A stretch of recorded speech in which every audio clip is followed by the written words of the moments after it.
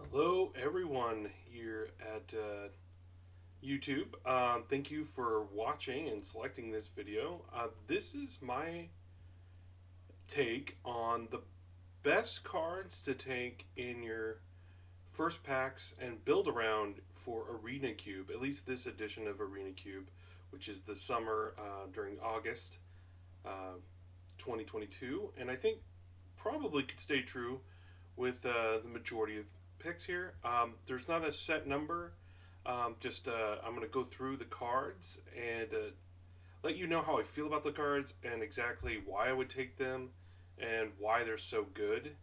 And I will ultimately tell you my favorite one out of all those cards, um, which there are a couple that just stand out above all the others, but there are just some cards in this format that are just great as first picks and build around cards that can just all in all, just make your deck, make or break a deck, and can just dominate the format.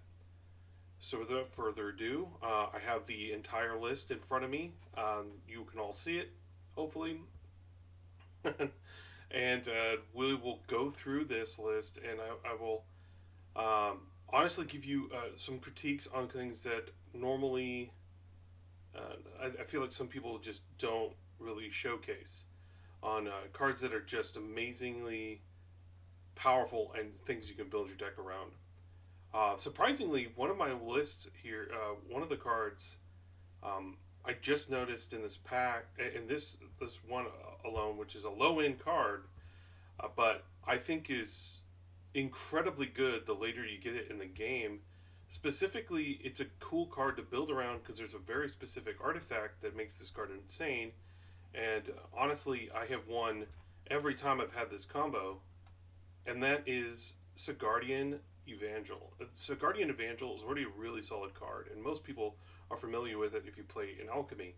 But let's just go over it really quick. It's 2 mana, 3/1, which is fine.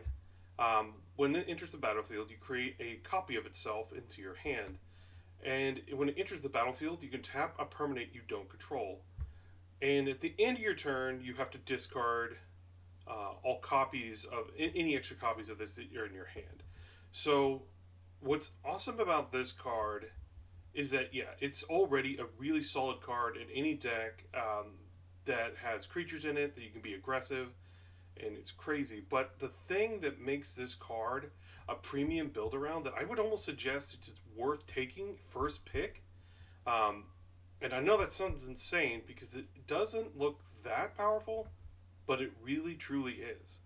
Um, there is a specific artifact in this format which is the. Let me just scroll over to it really fast. I mean, this isn't that fast, but I think scrolling for faster. There's a lot on this list, and we'll do some bouncing around. Like I said, there's no real big format to this. Is Oketra's Monument. This plus that card equals a large massive army. On turn 4, you can put, I believe, for 4 white mana. After playing this, you can put 4 3/1s into play on top of 4 1/1s on top of that. So you're sitting at 16 points of damage from one card. Now, essentially, it is being comboed with another card, but it's phenomenal in that sense. And for me, that is one of the biggest things about this card. Oh, Oketra's Monument is very good in this format. I've really liked it, but it's not on the same tier as the Evangel that we've been just discussing. But this is that 1/2 card punch is incredible. But the other the Evangel is just, I think, superior to it just because it's just a phenomenal spell. With that being said, that's generally my consensus on it. The card is just great on its own, but with the Oketra's Monument, it becomes this devastating card. And as early as turn 4, putting 16 power into play can be very devastating to most decks in this format. There are several ways to sweep the board, so it's not going to be on the highest end of the board, but it's definitely a good build around strategy that I think is totally worth it. Oketra's Monument usually just get picked up early, especially in pack 1. And if you are drafting white heavily and you went into the Evangel, you most likely will get the Monument. I highly doubt that somebody just takes it. Um, because, mono white's really not that good. I mean, it's fine, but it's not as good. But it's a great. But if you're doing it, you're going to do it for that. As cards, since we're in the artifact section here, there are quite a few cards that are great. Key to the Archive's good, Karn's good, but nothing like good old Ulamog. Ulamog is devastating in most cases. Um, I don't think I've ever played against this card. My opponent cast it, and I was like, "Oh, that's easy to handle." No, this card is quite devastating. I've played with it a lot. I win most of the time when you play it. This card's great. You could take it first pick, and honestly, you just build around this card, and you're going to be fantastic. It's awesome, very powerful. It's expensive, and most of the time you're just casting it. There's not a lot of ways to cheat it into play outside of reanimating it, and then you kind of just lose half the card. But even then, if you reanimate a 10/10 indestructible, you're probably going to get to play with it for a bit. And it attacks once, and the game's probably over at that point. You're not going to kill your opponent, but you just took away 20 of their cards. And Magic, you need cards to win and turns to do it. And basically, Ulamog cuts down your turns by a lot, and it's just a very difficult card to deal with. Not a lot to say other than, you can build around it. There's plenty of artifact mana to get you there. There's a lot of...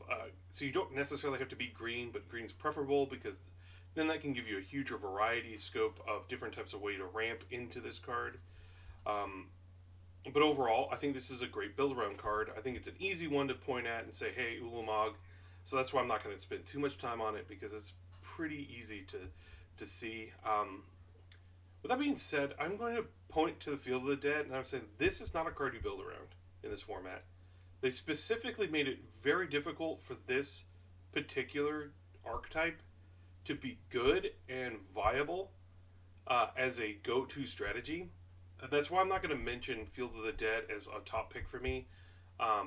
It was in other ones, but they really cut down on the kinds of lands that are required. But all the fetching and stuff that's required to do it, they really made 5 colors very difficult to do in this format. And Field of the Dead can be fun. I've managed to get it into monocolor decks with just taking the pathways and really making it work that way. But it's really not that great. It's not a good build-around strategy in this format, which is crazy to say that I know some people would say I would be wrong, but I feel like they didn't do a very good job at enabling that card, but I'm kind of glad they didn't because, honestly, that format is kind of boring.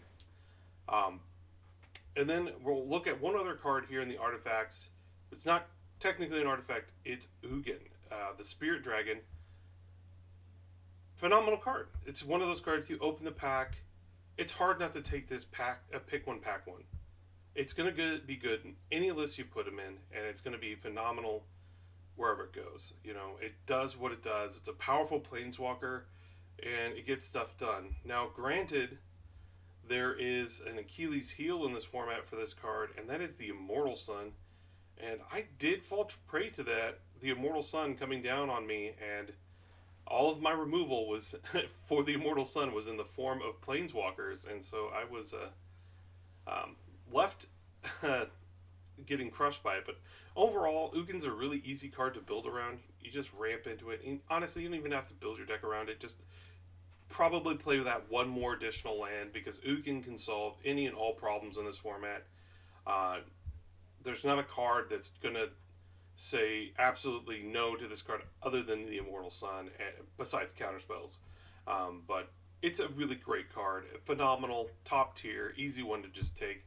I'm going to give it the same rundown as the Ulamog. They're pretty obvious how good these cards are. I wouldn't say they are the best cards in the format, but they are pretty strong. Okay.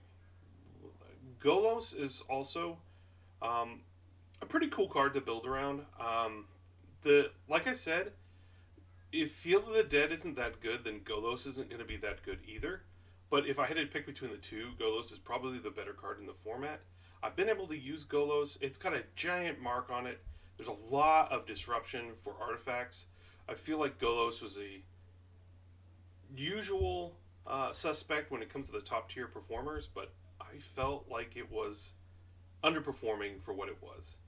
However, I almost went past this card, but this one, I love this card. Retrofitter Foundry.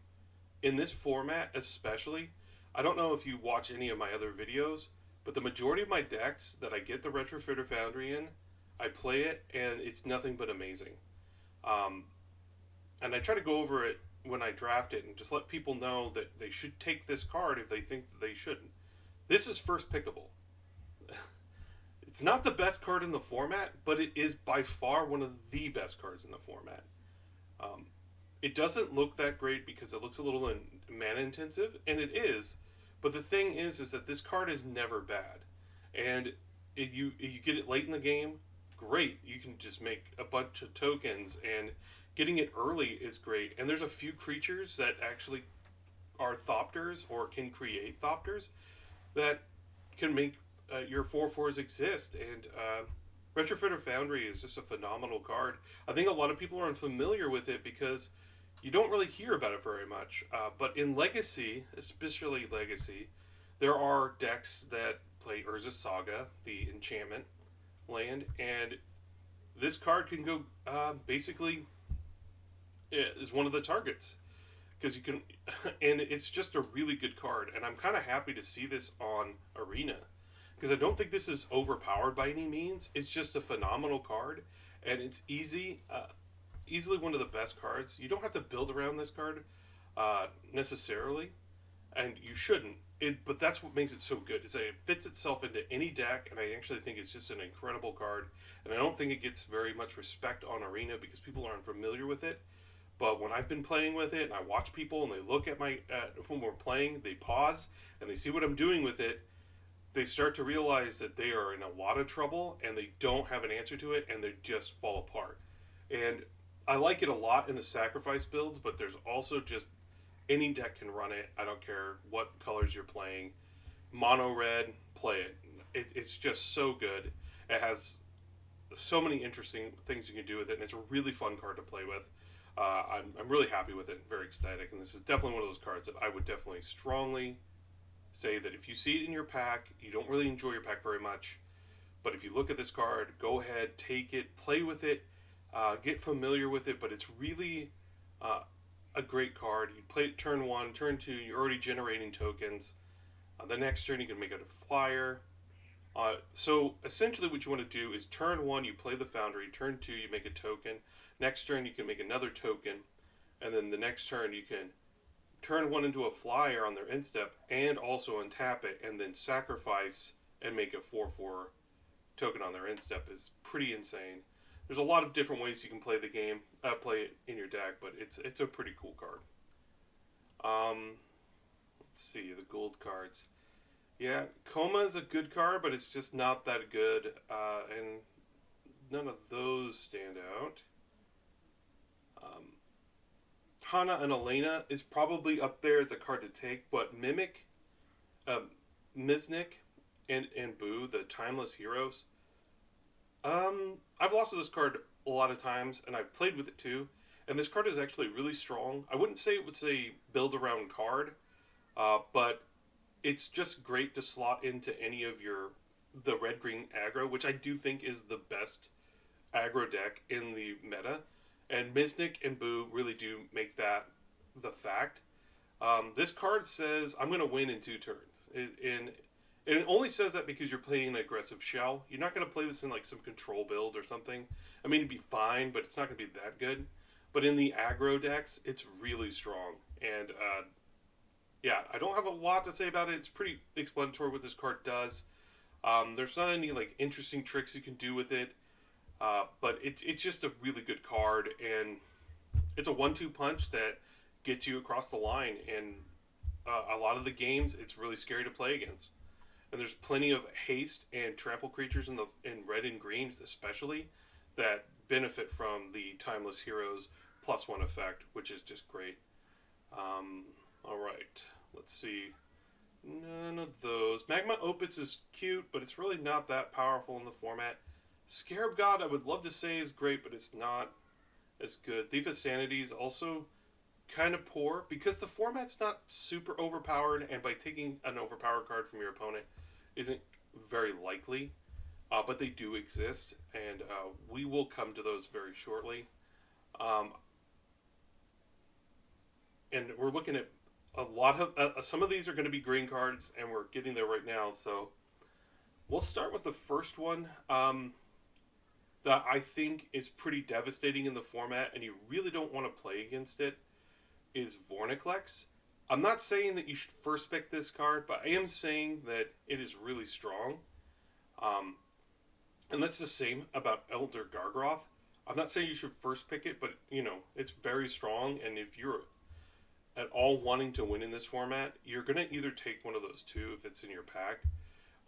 Which one? If you had to choose between both, I'd probably take Elder Gargroth, but Vorniklex is a very strong pick. And it's not because of the effects that it benefits you. It's how badly it ruins your opponent's strategy to put counters on stuff. And it's just when you nerf their planeswalkers, and there are a lot of good planeswalkers in this format, you will consistently lose to Vorniklex. And in that right, Vorniklex may be a big derp, but it's very powerful overall. But that's not the green card that I want to say is the best one to take in green. It's Kogla. Kogla is a walking planeswalker.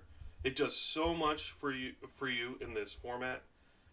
When it enters, you kill a creature, and then when you start inevitably attacking, because it's actually really tough to get off the board with its ability to gain indestructible, and there's plenty of ways to ramp and give yourself good humans to play alongside this. This is definitely one of those cards, when you open it, you can build a deck around this, and I would say that this is in my top 3 of the best cards in the format, simply because it's such a great card to build around, but it does so much work, because everyone depends on artifacts, depends on enchantments in this format, and it's just the best creature in play typically, and it just does so much heavy lifting. It's a very good card.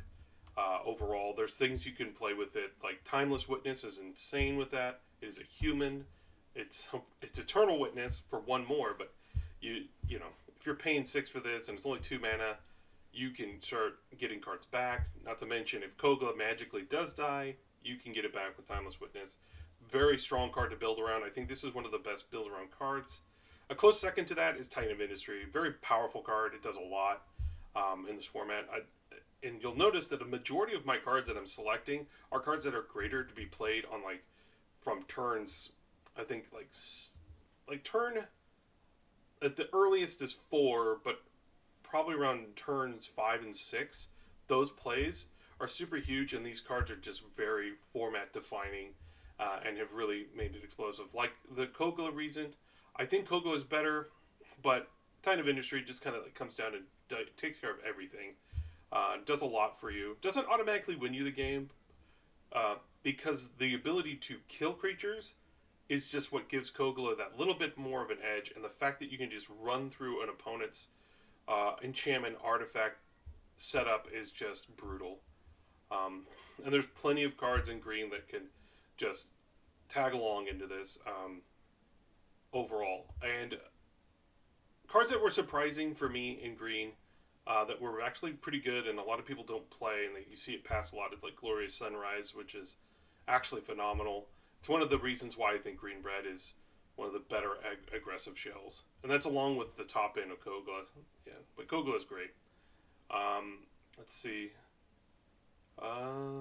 Another build-around card that was great. I don't really see anything here. I mean, Garruk was fine. It's usually pretty good. It's surprisingly better in this format, especially since they made it to where when you drop the card, you put it into play as opposed to your hand. Yeah, the Garruk Wrath of the Wilds has gotten a lot better since they made the change to it. Yeah, I think that's it. Let's see. In red, red's tricky because red's just good, but it's not like anything too broken other than Embercleave. I mean, Embercleave is one of those cards that I see get passed around the table, and it just blows my mind.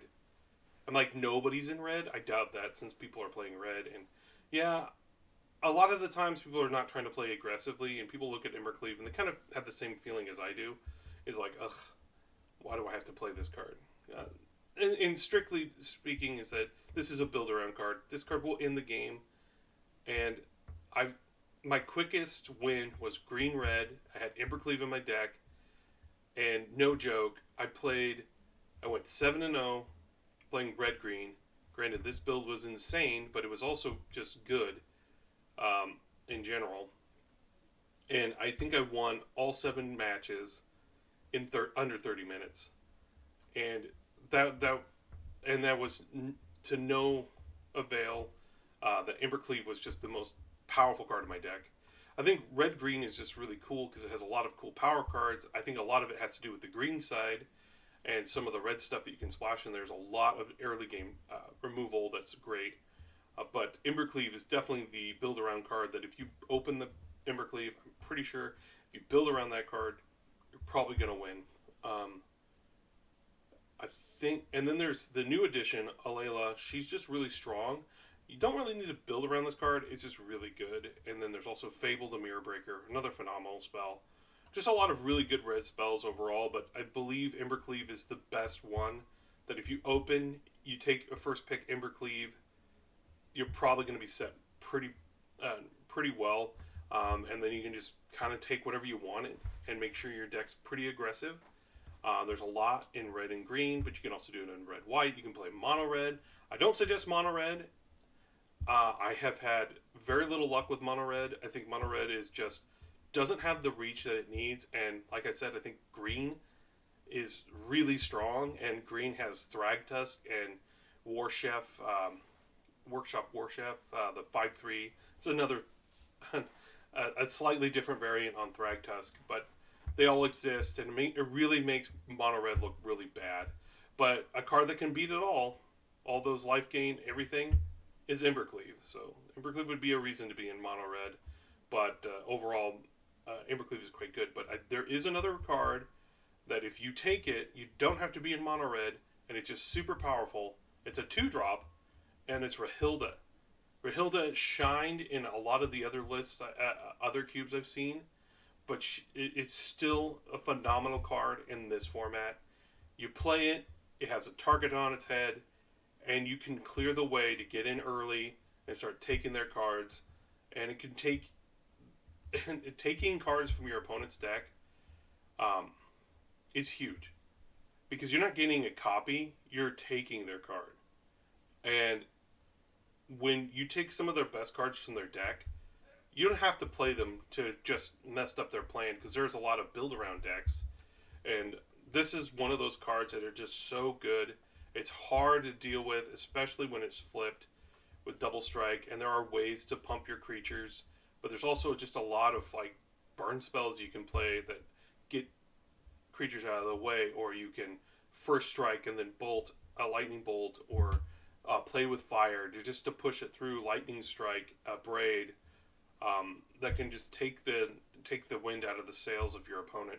When you start taking cards from them and then start being able to play it, it's so huge. There's not a lot of it in the red that I feel like can do that quite as good as Rahilda. Rahilda's just a very powerful card. You don't have... Like, I've splashed red just to play Rahilda, and it was an incredible card to get into play early. And by splashing red, there's so many dual lands that you can kind of just functionally play whatever you want in this format, which is kind of neat. And that's why I love the Arena Cube, but this is definitely one of those cards that are just phenomenal. Moving on. Okay, so in my opinion, I think that the Hourglass Covenant not only is my number one pick, but I think it's the best card in the Arena Cube by far, and it's not even close to any other card. There is no exceptions to that rule. At least I don't believe so. I've done like at least, I want to say at least 40 drafts of Arena Cube, and in every deck that I've had Hourglass Covenant in has simply I play it and I win. This card is very strong and incredible. I do have an actual a video. I think it was like, if it wasn't the last one, it was one before, that featured Hourglass Covenant, the disgusting stuff you can do when you build around it, and getting tons and tons and tons of copies for in play is so gross but so much fun, and that's one of my things that I love about this card is not only is it super strong, it's so fun to play, and they're so goofy, and there's so many different things you can choose, and it really just pushes the level of alchemy onto the board. But it's such a fun card to play with, and honestly, only on Arena could you play a card like this, and it really makes me feel like this feels like a Magic card, and I wish they could make this a real Magic card you can play in competitive formats, because I guarantee you that this card isn't quite a Gristlebrand level of reanimate target, but if you couldn't get like Gristlebrand into play, this would be one of those cards that is fun. Functionally, this is great to reanimate, blink, just constantly replay. Just a phenomenal card, and it just so good. It puts 9 power into play when you pay for 6, which is already strong. But on top of that, you get all these effects, and then the fact that you can continually keep recasting it, and then the token, these other cards that are there are not tokens; they're actual copies of cards that you can start you can reanimate them or copy them to gain their effects. Is just so insane. With the best effect, in my opinion, for draft specifically, is each player mills 5 cards, or each opponent mills 5, and then you exile their graveyard, which is such a death knell against certain decks. And when you get multiple of these to play and you can get them resolve their effect at least once, I feel like the match is about over. It has the effect of Ulamog, but with like a way cheaper cost to play. I think Ulamog is great, but I don't think it's on the same level as the Hourglass Covenant. And that's why this was either like the number 1 pick for me, but definitely in the top 3. And I think anybody who's drafted this format knows that this card is not a card to take lightly. And I think a lot of people do underestimate this card, because I see it like wheel, or wheel, and it's like my 8th pick, and I'm like, I guess I'm playing black now. And the truth is, it's just a fun card, and it's phenomenal, and I just love the card. It's great. Another strong card is in black as well, and that's Massacre Worm. In this format, I've noticed that a lot of people swing to aggro because of cards like the Hourglass Coven, which is also good against aggro, but typically you want to be really going fast, and Massacre Worm is devastating. It will ruin your opponents, and you can build around it. Black has some of the best flavor mechanics in here. Like, if you don't get Hourglass Coven, you shouldn't shy away from Mono Black still. There's so many good cards in here that work together well, that are just phenomenal. But, yeah, it's one of the best cards in my opinion. Bolus of Citadel, I haven't really got to work. I'm not saying that this is a bad card, because in no way, shape, or form is it bad. It's great. But every time I get it, I end up getting a deck that just can functionally not make this work without it costing me too much life. And how aggressive the format is that Bolus of Citadel is just not even worth the gamble half the time. And I think I've lost to this card one time in the formats where I just had like a really bad start, and they just sped it into play, and they had just 20 life to do what they want. And yeah, which is cool, but in this format, I feel like it's way too aggressive for Bolus of Citadel, so that's why it's not going to be on the top of the list. But typically, this card is usually really awesome. There's so many good cards in black that are great, but nothing nearly as good as the Hourglass Coven. There's just so many goofy things you can do. Honorable mention in black would be Yawgmoth, the Thrine Physician. This card has been strong. It's stupidly good against white decks, because of the protection from humans is so good that if they don't have an answer to it, you are not attacking through Yawgmoth. And that's kind of awesome for this card, but I feel like if you're not ready for this card, you're probably going to lose to it. So be aware of Yawgmoth, but I still think that it's still too fragile to say that it's better than the Hourglass Coven. When the Hourglass Coven just does everything you want it to do, and more. It can do it's so flexible. But there's so many good cards in here. Cletus is a really good card. Gonti is also one of my favorite cards, but wouldn't put it on a build-around deck. It's just a good card to take. Firemancer is also a really cool card. I think a lot of people didn't really know what this did, so they're just like, oh, it's a 2/2 for 3 that makes a 1/1. But it's so much better than that. Kind of happy to see it. And then there's also Trespasser. Just a lot of really good black cards. Black is really good. I think you'd be very safe to go into black.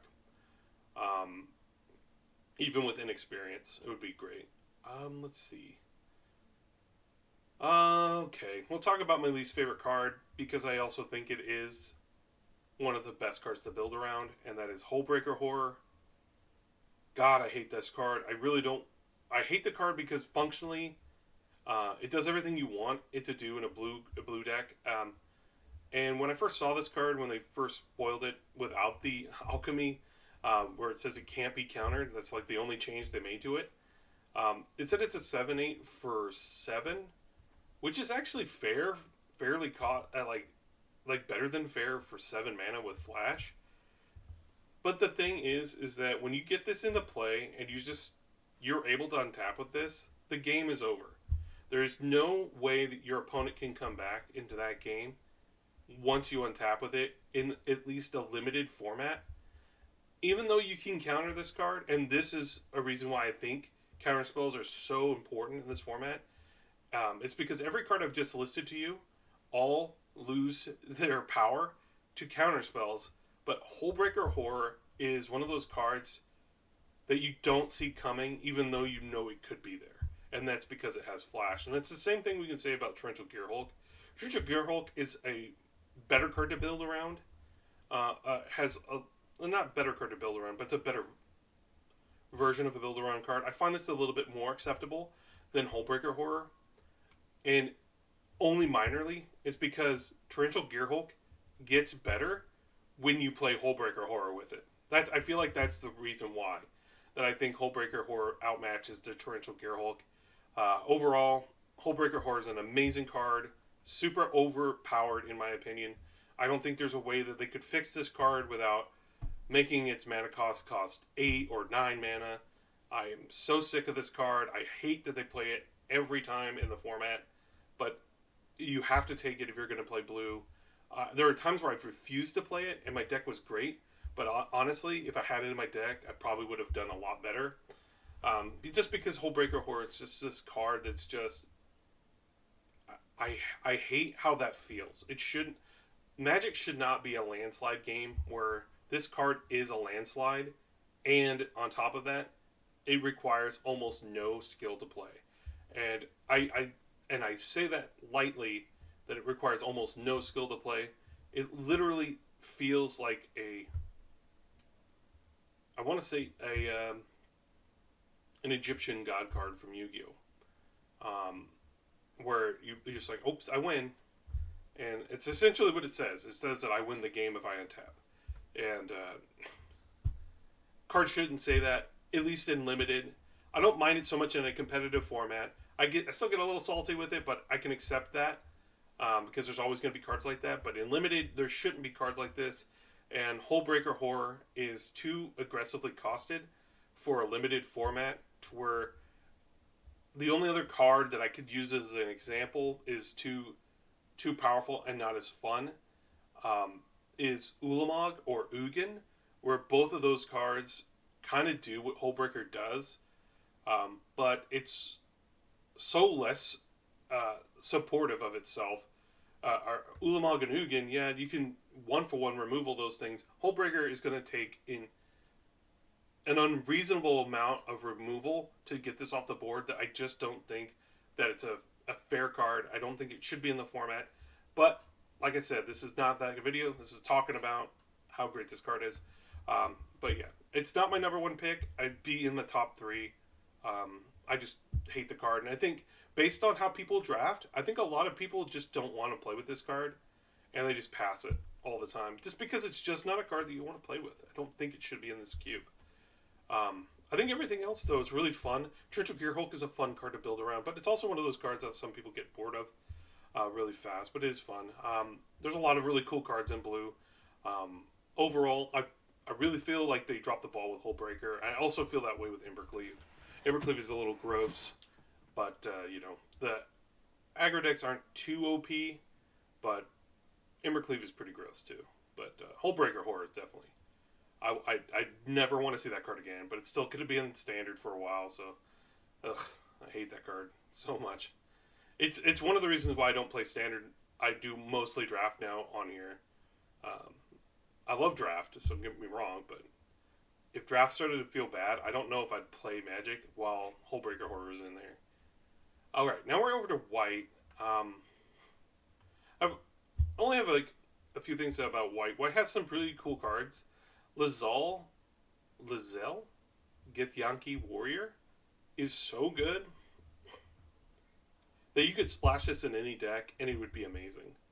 I do think this card is one of the best cards in white. It's a great first pick, but to be honest, you can splash this card in any deck and it would still functionally be an incredible card.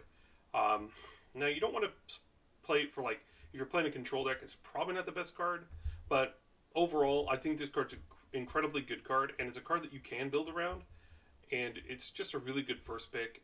It's definitely a card that you're definitely going to be in white, but yeah, this is definitely, I think this is one of my favorite cards in white. That's also just really strong overall.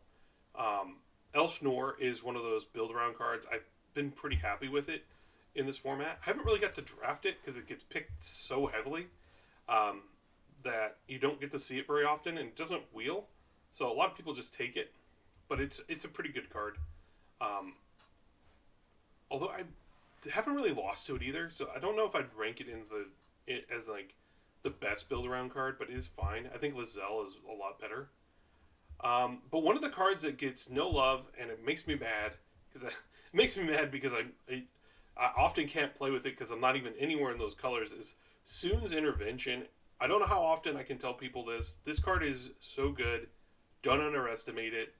It's not bad. The format, I don't know how many times I've used all the modes, but it's almost every time, minus maybe like an artifact or an enchantment. But overall, even if you only played it for 3 modes, it's so good. And there's so many other cards that functionally want to have this in their deck. Because it hitting an artifact and an enchantment, there's enchantment creatures, there's artifact creatures. There's just so many things that this card can do that it can just either bring you back into a game or just completely waylay your opponent to a point to where your opponent has to catch up or they're just going to fall apart. This card is very good. I put it up the levels of, well, where Elsinore is, but I think it's even better than Elsinore. If you had Elsinore and this card in the pack, I would take Intervention before I would take Elsinore. I just think this card is so good, and it's underdrafted. Nobody likes to pick it. Sanctuary Warden's really good too. And I think that's it. Like, overall, I think I reviewed the cards I wanted to, and I kind of wanted to try this out. If you have any advice on doing a video like this, I know it's probably going to be a little bit long. I'm not an editor, so I don't really know how to edit, and right now my funds are kind of tight, so I can't really buy editors. But if you have any tips of the trade, just let me know. That would be really cool. I really do enjoy doing content, and I really enjoy this part of the content is discussing cards. I think I have a pretty good knowledge of the game that I can be able to help people become better at the game, if not learn to enjoy it a lot more and embrace the awfulness. Like Hullbreaker Horror, if you have disdain for the cards. There's some cards that I probably listed that you hate, and I said I enjoyed. And I don't fault that. Everyone's going to have a love-hate relationship with Magic. I mean, it's sometimes you lose to things that you think is just completely unfair. And I totally agree. Magic has that mechanic. We call it getting magicked, where you get not enough lands or you get flooded. That's the worst kind of feeling in the world, is losing games because you couldn't do anything about it. And I can help with that. I can help you lean into it and figure out ways to make that not happen as much, especially in the limited format.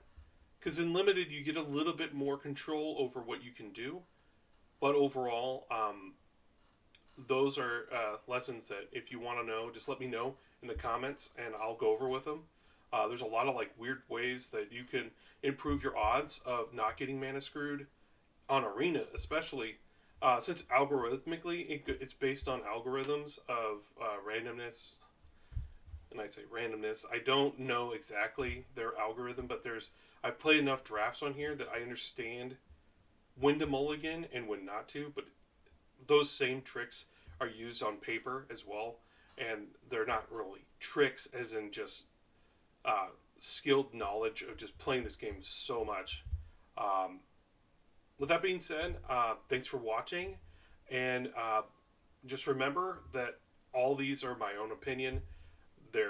They could be definitely out there and wrong, but I really feel like since I've drafted this set so much and I've just been on this hot streak, going, I think I've won the last 10 in a row with 7, either 7-0, 7-1, 7-2, playing the variety spectrum of all the colors and decks, and just know that the cards that I've selected here, I feel like the biggest problem with this format is not knowing what cards to build around, and in this set, you just need to know what those are, and yeah.